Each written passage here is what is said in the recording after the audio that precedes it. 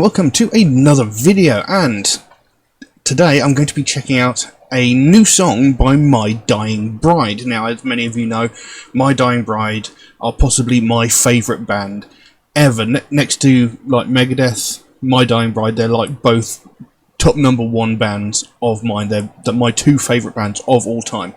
And earlier today, My Dying Bride released this new track off an upcoming EP they're going to be releasing this year on November 20th, called Macabre Cabaret. So this will actually be the second release by My Dying Bride in the same year. This is the first time they've ever done this, I believe.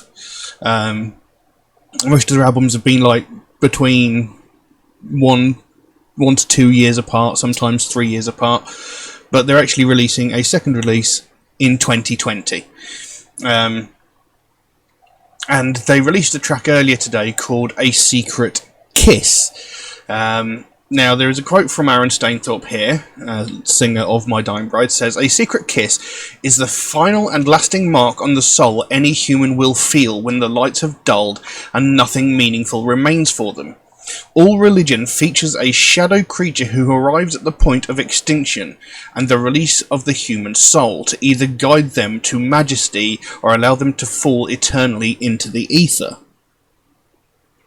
So he seems to be talking about the point of death by the sounds of it, you know, when the lights have dulled and nothing meaningful remains for them. It's like the moment of death by the sounds of things. And it says, all religion features a shadow creature of some kind, like the point of judgment. Do you go to heaven or do you go to hell? Like, guide them to majesty, which is the heaven, or allow them to fall eternally into the ether, which I'm assuming is like the hell or limbo or something of that sort. Now, this is a lyric video. It was only released earlier today, like I said. Let's have a look at it, shall we? Let's just jump to it. So it's a Secret Kiss by My Dying Bride. Let's have a look.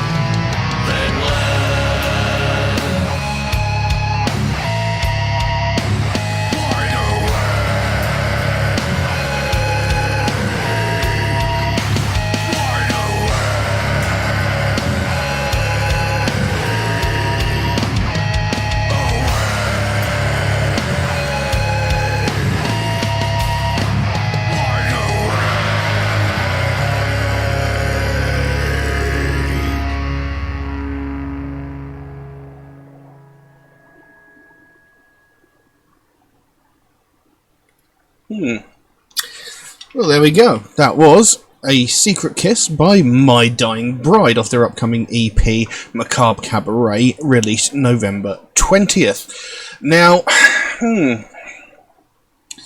I will say it's not one of their best offerings. You know, like I said, I'm a huge fan of My Dying Bride. Absolutely love this band.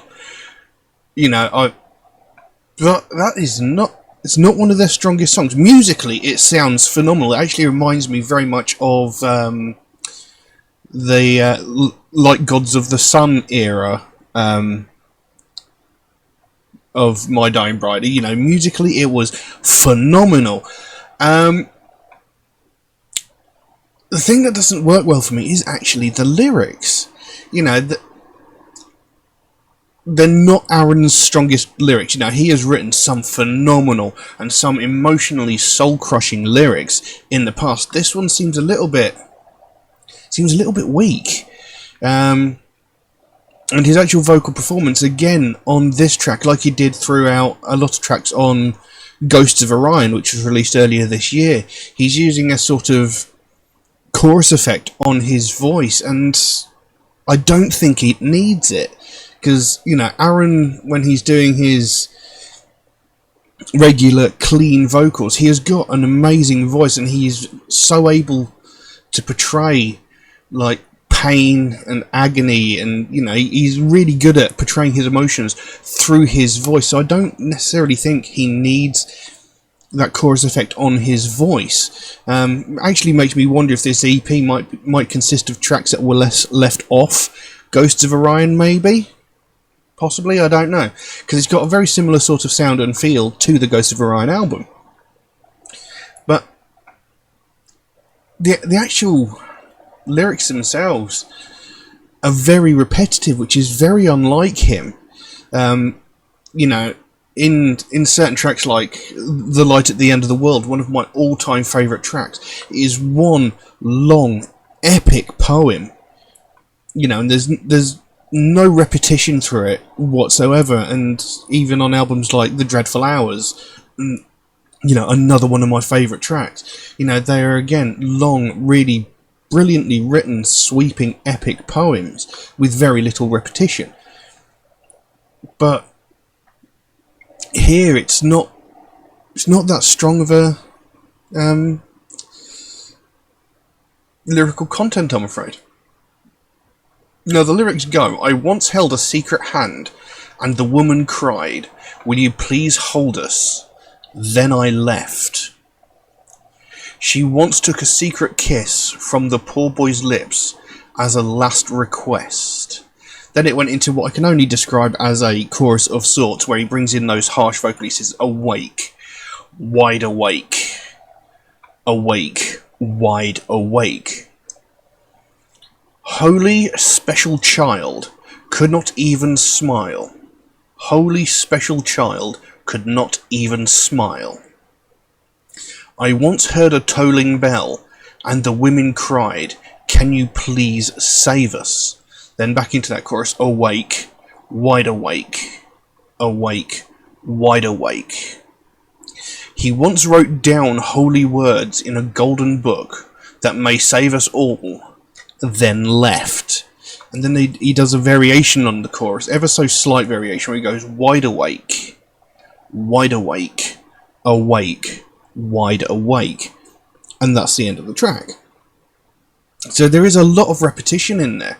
You know, the chorus in and of itself is just "awake, wide awake" repeated again and again. And then there was that holy special child couldn't even smile, which he repeated twice. So, you know, there's a lot of repetition in this song, like I said, which is very unlike a lot of his previous writing. So, you know, it doesn't feel like one of his strongest lyrical outputs. I mean, I still liked it. You know, it's still a fairly decent track. I'd happily listen to it over and over again. But it's not one of their best tracks. Like I said, musically, it sounded phenomenal. You know, typical My Dying Bride sound. Sounded very much from the Like Gods of the Sun era, which is actually, Like Gods of the Sun is actually one of my favourite My Dying Bride albums. So, musically it was outstanding. Lyrically, not so strong, and again, that sort of chorus effect on his clean vocals, I just don't think it's necessary. And I said this in one of the tracks I did for Ghosts of Orion. I can't remember the name of the track, but there was one of the tracks that I did a video on there. And, again, I mentioned that sort of chorus effect he has on his voice, that I didn't think it was necessary because he has a great voice without it, and his natural singing voice brings across so much emotion and agony and pain when he, when he puts it into the song. So, I'm a little bit disappointed, but still, I'd happily listen to it over and over again, like I said. So, there you go. But, I had to check it out. New My Dying Bride. I'm going to get this EP regardless of what happens because, I love My Dying Bride. I really want to get hold of it. I've got to have it. So, yeah. Well, there you go. I really can't say much else on that. I think I've covered all bases there. So I'll leave that as it is. As I said before, the actual EP Macabre Cabaret out November 20th. Should you wish to get your hands on it, I will put links to where you can pre-order it down below. So yeah, I'll leave that where that is. And now if anybody would like to suggest a track for me to react to, then please do so. By all means, you can drop a comment in the comment section below, or message me on my Facebook or my Instagram, or you could even message me through my Patreon should you so desire, where you could also help to support this channel, which would be of great help to me. There is an option in Patreon where you can get your suggestion jumped to the front of the queue, should you so wish. There's a couple of limitations on that, though, to be fair to people who suggest their tracks through regular means. And, you got to give those people a chance, because if someone just sort of kept repeatedly giving me songs, I'd only be doing their songs, and people posting comments in Facebook and YouTube wouldn't get a chance to have their songs looked at. So, just to be fair, if you do suggest a track through Facebook or YouTube comments or Instagram, do know it might take me a while to get around to your suggestion, since I do get suggested so many tracks every single day that I can't record all of them at once, but I do write down every suggestion I get, so it will get done eventually. It just might take me a while to get to it. Also, Metalhead Reacts is a proud supporter of the Sophie Lancaster Foundation, a British-based charity whose main goal is to put an end to hate crimes, mainly those involving people of the alternative community. Now, obviously, they want to put an end to all hate crimes, but the alternative community is where their main focus lies, since that's how the foundation came into being. And it's something I believe in very, very strongly, because it's something that's been going on for many, many, many years and is still widely ignored and doesn't get spoken about. It doesn't get the attention that it needs. And this is a fact that people from the alternative culture are getting violently attacked, brutally attacked, just for the fact that they listen to alternative music or wear alternative fashion. And, we're not talking about simple little things like getting shoulder rammed or, getting names shouted at them from across the street. So we're talking about real violent attacks where people are getting brutally beaten to within an inch of their lives. People are getting hospitalised with broken limbs and sometimes even more life-threatening injuries. And we never hear a thing about it. Every single day we hear about all these various other hate crimes from around the world: sexism, racism, homophobia, transphobia, religious hatred, etc. We hear these on a daily basis on every media format. But we never hear anything about these people that are getting violently attacked just for their taste in music. And it's something that needs to change, because, these other hate crimes, we hear everything from the most heinous and violent of crimes where someone is murdered because of the colour of their skin or their religious beliefs or because of their sexual identity, down to the most pathetic of these crimes where some entitled white woman is calling the police because a family of colour are having a picnic in a public area. We hear these every single day. But we hear nothing of these people that are getting violently attacked. And that's something that needs to change. The last time we heard any widespread coverage of something like this happening was 13 years ago, when Sophie Lancaster and her boyfriend Rob Maltby were violently attacked by a group of 5 or 6 people that brutally beat them, punched them, kicked them, and stamped on their heads whilst they were cowering in fear, trying to protect themselves. And they were beaten so severely that they both ended up in comas. You know, Rob Maltby, he thankfully survived. He was in a coma for around about a week, maybe a bit longer. I can't remember exactly how long. Sophie Lancaster, on the other hand, she was in a coma for 13 days before she succumbed to her injuries, and she died. This young woman was 20 years old, and she was beaten to death just for liking alternative music and wearing alternative fashion. And that was 13 years ago. And in the 13 years since that's happened, we've not heard a single damn thing about this happening. But it goes on daily, all over the world. And nothing gets said. You know, only a matter of years ago, there was a young woman in Glasgow, Scotland, who was running a charity gig 5 minutes from her home. And at one point during the night, she had to go back to her home for one reason or another.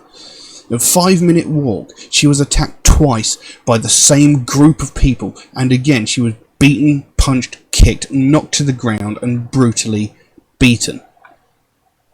Now, she thankfully survived this attack, as at one point a passing taxi driver put a stop to it, but he didn't even stop to check if she was okay. Once the group dispersed, he buggered off. Right, and she, like I said, she was attacked twice in the 5 minutes that it took to get from her venue where she was running the gig to her apartment. 5 minutes she was attacked twice by this same group of people. Where was that in the news? Why didn't we hear anything about this? You know, this girl could have easily been beaten to death similarly to Sophie Lancaster. If that taxi driver had not intervened, she could have just as easily been killed. But she wasn't, thankfully. But we didn't hear a damn thing about it. We shouldn't have to wait for someone to die before we start talking about this. You know, it shouldn't have to take the death of someone for people to sit up and pay attention. And this is what the Sophie Lancaster Foundation is all about. They want to get more people talking about this. They want more people to realise that this is going on, so we can put a stop to it, so that what happened to Sophie Lancaster can never happen again. It's something that never should have happened in the first place.